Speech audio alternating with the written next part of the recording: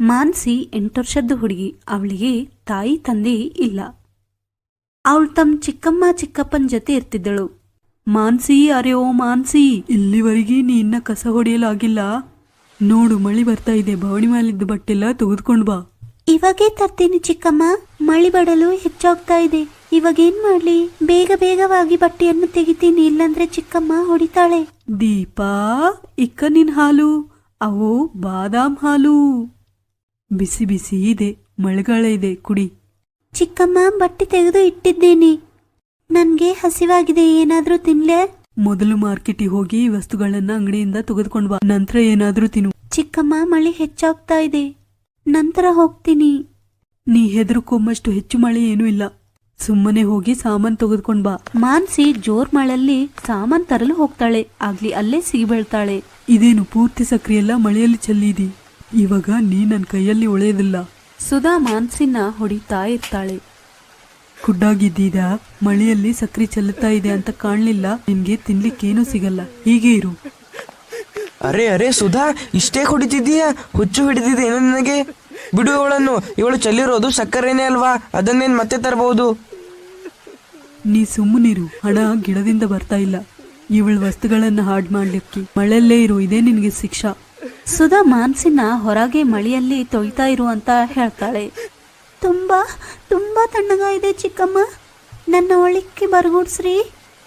ಈಗ ಈಗ ಈಗ ಮತ್ತಿನ್ನೊಂದ್ಸಲ ಇಂಥ ತಪ್ಪು ಮಾಡುವುದಿಲ್ಲ.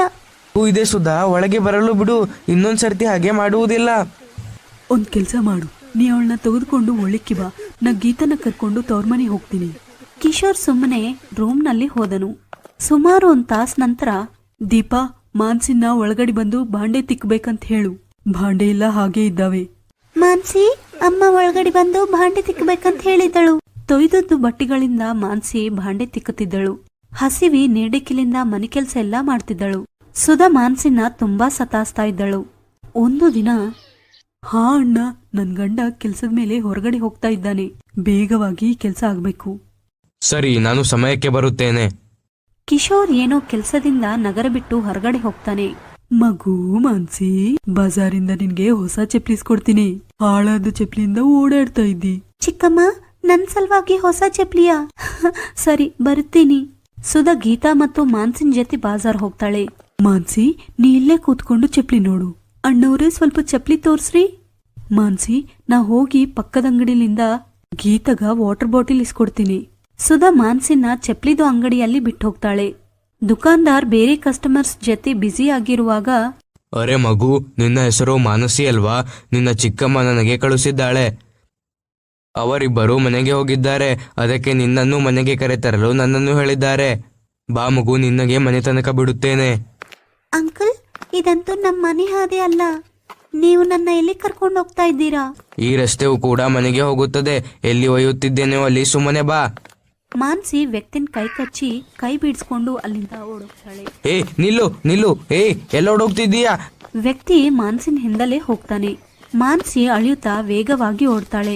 ಓಡ್ತಾ ಓಡ್ತಾ ಆಕಸ್ಮಿಕವಾಗಿ, ಆಂಟಿ, ಆ ಅಂಕಲ್ ನನ್ನ ಹಿಂದತ್ತೆ ಬರ್ತಾ ಇದ್ದಾರೆ, ತನ್ನ ಜೊತೆ ನನ್ನ ಕರ್ಕೊಂಡೋಗಲು. ಹೆದರ್ಕೋಬೇಡ ಮಗು. ಅರೆ, ಇವಾಗ ಏನು ಮಾಡಲಿ? ಈ ಹುಡುಗಿ ಅಂತೂ ತಪ್ಪಿಸಿಕೊಂಡಳು. ಮೇಡಮ್, ಈ ಹುಡುಗಿ ನನ್ನ ಕೈಯಿಂದ ತಪ್ಪಿಸಿಕೊಂಡಿದ್ದಾಳೆ. ಎಂಥ ಹುಡುಗಿಯನ್ನು ಹಿಡಿಯಲು ಹೇಳಿದ್ದೀರಿ ನೀವು? ನಾನು ಎಷ್ಟು ಕೊಟ್ಟಿದ್ದೇನೆಯೋ ಪೂರ್ತಿ ಅಷ್ಟು. ಹುಡುಗಿನ ಸಂಭಾಳಿಸಲು ನಿನಗಾಗಿಲ್ಲ, ಇದರಲ್ಲಿ ನನ್ನ ತಪ್ಪೇನಿದೆ? ಹಣ ತಿರುಗಿ ಕೊಡೆಯೋದಿಲ್ಲ. ಸುಧಾ ಆ ವ್ಯಕ್ತಿಗೆ ಮಾನ್ಸಿನ ಮಾರಿದಳು. ಅದಕ್ಕ ಬದಲಾಗಿ 5 ಲಕ್ಷ ತಗೊಂಡಿದ್ದಳು. ಅಲ್ಲಿ ಮಾನ್ಸಿ ಕಲ್ತಿದ್ದವಳ ಹೆಸರು ಕೌಶಲ್ಯ ಆಗೇ ಇತ್ತು. ಮಾನ್ಸಿ ಹೆದರ್ಕೊಂಡದ್ರಿಂದ ತನ್ನ ಜೊತೆ ಅವಳ ಮನೆಗೆ ಕರ್ಕೊಂಡು ಬಂದಳು. ಒಳಗಡೆ ಬಾ ಮಗು, ಹೆದರ್ಕೋಬೇಡ. ಮಾಲಾ, ಮಗುನ್ ಸಲುವಾಗಿ ಕುಡಿಲಿಕ್ಕೆ ತಿನ್ಲಿಕ್ಕೆ ಏನಾದ್ರೂ ತಗೊಂಡ್ ಬಾ. ಅಕ್ಕ, ಇವಳ್ಯಾರು? ನಾ ಬಾಜಾರಿಂದ ಬರ್ತಾ ಇದ್ದೆ. ಈ ಹುಡುಗಿ ಯಾರಿಂದೋ ಹೆದರ್ಕೊಂಡು ನನ್ನ ಹತ್ರ ಬಂದಿದ್ದಳು. ಮಾನ್ಸಿ ತಿಂತಾ ಇರುವಾಗ, ಮಗು, ನಿನ್ ಹೆಸರೇನು? ಆಂಟಿ, ನನ್ನ ಹೆಸರು ಮಾನ್ಸಿ. ನಮ್ ಚಿಕ್ಕಮ್ಮ ನನ್ನ ಬಜಾರಲ್ಲಿ ಒಬ್ಬಕ್ಕಿನ್ನೇ ಬಿಟ್ಟು ಹೋದಳು, ಮತ್ತು ಆ ಕೆಟ್ಟ ಅಂಕಲ್ ನನ್ನ ಮನೆಯಲ್ಲಿ ಬಿಡ್ತೀನಂತ ಹೇಳಿದ್ದ. ಆಗ್ಲೇ ಆ ಅಂಕಲ್ ನನ್ನ ಬೇರೆ ಕಡೆ ಕರ್ಕೊಂಡು ಹೋಗ್ತಾ ಇದ್ದಾರೆ. ಮಾನ್ಸಿ ಅಳ್ತಾ ಕೌಶಲ್ಯಗ ಪೂರ್ತಿ ವಿಷಯ ಹೇಳಿದ್ದಳು. ನೀ ಇಲ್ಲಿ ಹೆದರ್ಕೊಂಬ ಅಗತ್ಯ ಇಲ್ಲ, ನೀ ಇವಾಗ ಇಲ್ಲೇ ಇರಬಹುದು. ಇಲ್ಲಿ ನೀ ಹೆದರ್ಕೊಂಬ ಅವಸರನೇ ಇರಲ್ದು. ಮಾಲಾ ಮಾನ್ಸಿನ ಸಹ ಎಲ್ಲರ ಹುಡುಗರ ಜೊತೆ ಏರ್ಪಾಟು ಮಾಡು. ಅವಳು ಆಶ್ರಮದಲ್ಲೇ ಇರ್ತಾಳೆ. ಕೌಸಲ್ಯ ಒಂದು ಅನಾಥಾಶ್ರಮ ನಡೆಸ್ತಿದ್ದಳು ಮತ್ತು ಬಡವರಿಗೆ ಸಹಾಯ ಮಾಡ್ತಿದ್ದಳು. ಕಿಶೋರ್ ಹಿಂದಿರುಗಿ ಮಾನ್ಸಿ ಮನೆಯಲ್ಲಿ ಇರಲ್ದು ಹೋಗೋದು ಕೇಳ್ತಾನೆ. ಕಿಶೋರ್ ಸುಧನ್ ಜೊತೆ ಸುಧಾ, ಮಾನಸಿ ಕಾಣಿಸುತ್ತಿಲ್ಲ, ಎಲ್ಲಿಗೆ ಹೋಗಿದ್ದಾಳೆ? ಇಲ್ಲೇ ಎಲ್ಲಿದ್ದಳು? ಕಿಶೋರ್ ರೂಮಿನ ಹತ್ರ ಹೋದನು. ಅವಾಗೆ ವ್ಯಕ್ತಿ ಫೋನ್ ಮಾಡ್ತಾನೆ. ಇಬ್ಬರ ಮಧ್ಯ ನಡೆಯುವ ಮಾತನ್ನು ಕಿಶೋರ್ ಬೇರೆ ಫೋನ್ಲಿಂದ ಕೇಳ್ತಾನೆ. ನಿನಗಿನ್ನೂ ಗೊತ್ತಿಲ್ಲ ಅನ್ಸುತ್ತೆ, ಈ ಏರಿಯಾದಲ್ಲಿ ನನ್ನ ಈ ಕಲ್ಲು ಹೆಸರು ಕೇಳಿದ್ರೆ ಎಲ್ಲರೂ ನಡುಕ್ತಾರೆ. ನೀನು ನನ್ನೊಂದಿಗೆ ಜಗಳ ತೆಗೆದುಕೊಂಡಿದ್ದೀಯಾ? ನೋಡ್ಕಲ್ಲು, ಮೆಲ್ಲುಕ ಹೇಳು, ನನ್ ಗಂಡ ಹಿಂದಿರುಗ್ಯಾನೆ. ಅವರು ನಿನ್ ಮಾತನ್ನ ಕೇಳಿದ್ರೆ ನಾವಿಬ್ಬರು ಜೈಲಿಗೆ ಹೋಗ್ಬೇಕು. ಮಾನ್ಸಿ ಮಾಯ ಆಗಿದ್ದಾಳೆ ಅಂತ ಕಿಶೋರಿಗೆ ಗೊತ್ತಾದ್ರೆ ನಾವು ಉಳೆಲ್ಲೆವು. ಅದೆಲ್ಲ ನನಗೆ ಗೊತ್ತಿಲ್ಲ. ನನ್ನ 5 ಲಕ್ಷ ರೂಪಾಯಿಗಳನ್ನ ನನಗೆ ಹಿಂದಿರುಗಿಸು, ಇಲ್ಲದಿದ್ರೆ ಲೆಕ್ಕ ಚುಕ್ತಿ ಮಾಡು. ಸರಿ, ನಾ ಹಣ ಕೊಡ್ತೀನಿ, ಸ್ವಲ್ಪ ಸಮಯ ಕೊಡು.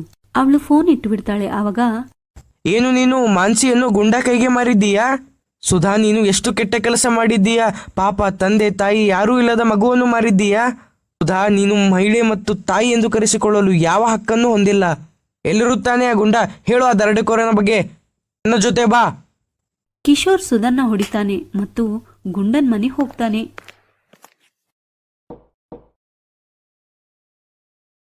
ಹೇಳು ಹೇಳು ಹೇಳು, ನನ್ನ ಸೊಸೆ ಮಾನಸಿ ಎಲ್ಲಿದ್ದಾಳೆ? ಹೇಳು, ಇಲ್ಲದಿದ್ರೆ ನಿನ್ನ ರಕ್ತ ಹೀರುತ್ತೇನೆ. ಅರೆ, ನನಗೆ ಹೊಡಿಬೇಡಿ, ನನಗೇನು ಗೊತ್ತಿಲ್ಲ ನಿಮ್ಮ ಸೊಸೆ ಎಲ್ಲಿದ್ದಾಳೆಂದು. ನಿನಗೆ ಹೀಗೆ ಹೇಳಿದ್ರೆ ತಿಳಿಯೋದಿಲ್ಲ. ಪೊಲೀಸರೆದ್ರೆ ಎಲ್ಲವನ್ನು ಹೇಳುತ್ತೇನೆ. ಈಗ ತಗೋ ತಗೋ. ಕಿಶೋರ್ ಪೊಲೀಸರಿಗೆ ಫೋನ್ ಮಾಡ್ತಾನೆ. ಅವ್ರು ಬಂದು ಎಲ್ಲ ವಿಷಯವನ್ನು ಕೇಳ್ತಾರೆ. ಕಿಶೋರ್ ಅವರೇ, ನಮ್ಮ ಹತ್ತಿರ ಅನಾಥಾಶ್ರಮದಿಂದ ಒಬ್ಬ ಹುಡುಗಿ ಸಿಕ್ಕಿದ್ದಾಳೆಂದು ಕಂಪ್ಲೇಂಟ್ ಬಂದಿದೆ. ಒಂದು ಸಲ ಅಲ್ಲಿ ಬಂದು ನೋಡುತ್ತೀರಾ? ಈ ಕಲ್ಲುನ ಅರೆಸ್ಟ್ ಮಾಡಿ. ನಮಸ್ತೆ ಕೌಶಲ್ಯ ಅವರೇ, ನೀವು ಒಬ್ಬ ಹುಡುಗಿ ಸಿಕ್ಕಿದ್ದ ಮೇಲೆ ಕಂಪ್ಲೇಂಟ್ ಮಾಡಿದ್ದೀರಿ ಅಲ್ವಾ? ಹೌದು ಇನ್ಸ್ಪೆಕ್ಟರ್ ಸಾಹೇಬ್ರೆ, ನಾ ಇವಾಗೇ ಮಾಲ್ತಿನ ಕರಿತೀನಿ. ಮಾಲ್ತಿ, ಚಿಕ್ಕಪ್ಪ. ಮಾನ್ಸಿ, ಮಾನ್ಸಿ, ನನ್ನನ್ನು ಕ್ಷಮಿಸು. ನಿನ್ನ ಈ ಪರಿಸ್ಥಿತಿಗೆ ನಾನೇ ಕಾರಣ. ಮಾನ್ಸಿನ ಅವಳು ಗುಂಡಕ್ಕ ಮಾರಿದ್ದಾಳೆ ಅಂತ ನಿಮ್ಗೆ ಗೊತ್ತಾ? ನೀವೊಂದು ತಾಯಿಯಾಗಿದ್ದು ಸಣ್ಣ ಕೂಸಿನ ಹಣ ಸಲುವಾಗಿ ಮಾರಿದ್ದೀರಾ. ಏನಕ್ಕಂದ್ರೆ ಮಾನ್ಸಿಗೆ ತಾಯಿ ತಂದೆ ಇಲ್ಲ ಅಂತ ಹೇಳಿ. ಇನ್ಸ್ಪೆಕ್ಟರ್ ಸಾಹೇಬ್ರೆ, ಈಗ ನೀವು ಈ ಸುಧಾಗೆ ನಿಮ್ಮೊಂದಿಗೆ ಕರೆದುಕೊಂಡು ಹೋಗಿ. ಕಿಶೋರ್, ನನ್ನ ಕ್ಷಮಿಸಿ, ನನ್ನಿಂದ ತಪ್ಪಾಗಿದೆ. ಚಿಕ್ಕಪ್ಪ, ಚಿಕ್ಕಮ್ಮನ್ನ ಜೈಲಿಗೆ ಕಳಿಸ್ಬೇಡಿ. ಅವಳನ್ನ ಕ್ಷಮಿಸಿ ಚಿಕ್ಕಪ್ಪ. ನೋಡು ಸುಧಾ, ನೋಡು, ಕಣ್ಣು ತೆರೆದು ನೋಡು, ಈ ಹುಡುಗಿ ನಿನ್ನ ಬಗ್ಗೆ ಹೇಗೆ ಯೋಚಿಸುತ್ತಿದ್ದಾಳೆಂದು. ಕೌಶಲ್ಯ ಅವರೇ, ನೀವು ಇಲ್ಲಿ ಇರಲಿಲ್ಲ ಅಂದ್ರೆ ಮಾನಸಿಗೆ ಏನಾಗ್ತಿತ್ತೋ ಏನೋ. ಕೌಶಲ್ಯ ಅವರೇ, ನಿಮಗೆ ತುಂಬಾ ತುಂಬಾ ಧನ್ಯವಾದಗಳು. ಕಿಶೋರ್ ಅವರೇ, ನಾನು ಅನಾಥರಿಗೆ ಸಹಾಯ ಮಾಡಲು ಸದಾ ಸಿದ್ಧವಾಗಿದ್ದೀನಿ. ನಿಸ್ಸಹಾಯವಾದ ಅನಾಥರಿಗೆ ಇಲ್ಲಿ ಸದಾ ಸಹಾಯ ಸಿಗುತ್ತದೆ. ಮಗು ಮಾನ್ಸಿ, ಚಿಕ್ಕಪ್ಪನ ಜೊತೆ ಮನೆ ಹೋಗು. ಕಿಶೋರ್ ಅವರೇ, ಮಾನ್ಸಿ ಇವಾಗ ನಿಮ್ಮವಳು, ಚೆನ್ನಾಗಿ ನೋಡ್ಕೋರಿ. ಮಾನ್ಸಿ, ನನ್ನ ಕ್ಷಮಿಸಿ ಮಗು, ನಾ ಸದಾ ನಿಮ್ಮಮ್ಮನ ತರ ನೋಡ್ಕೋತೀನಿ. ಮಾನ್ಸಿ ಸಂತೋಷವಾಗಿ ಚಿಕ್ಕಪ್ಪ ಚಿಕ್ಕಮ್ಮನ ಜೊತೆ ಮನೆ ಹೋಗ್ತಾಳೆ. ಕೌಸಲ್ಯ ದೇವಿ ಸಹಾಯದಿಂದ